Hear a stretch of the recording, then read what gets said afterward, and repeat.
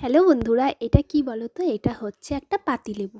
Hello guys, welcome back to my another video. তো আজকে তোমাদের সাথে শেয়ার করব পাতিলেবুর আচার। তো প্রথমে এরকমভাবে ছাড়িয়ে নিতে হবে পাতিলেবুগুলো। আর দেখতে পাচ্ছ তো লেবুগুলোর সাইজ কত বড় বড়। আর দুখানা লেবু আমি এরকম খোসা ছাড়িয়ে রেখে দিয়েছি। আর জানো তো, এই আচারটা তোমরা অনেক দিন স্টোর করে রাখতে পারবে আর খুব ইজি প্রসেসে এটা তোমরা তৈরি করতে পারবে। চলো দেরি না করে তোমাদের সাথে শেয়ার করি কি করে আমি এটাকে বানাবো। তো প্রথমে এরকম লেবুগুলোর খোসা ছাড়িয়ে নিতে হবে। আর দুখানা লেবুকে এরকম আস্ত রাখতে হবে খোসা ছাড়িয়ে। আর বাদবাকিগুলো এরকম আমরা খোসা ছাড়িয়ে কোয়াগুলো আলাদা করে নেব। কোয়াগুলো এরকম আলাদা হয়ে গেলে এবার আমরা এগুলোকে একটা কাচের বয়মে বা প্লাস্টিকের কৌটোতে রাখবো।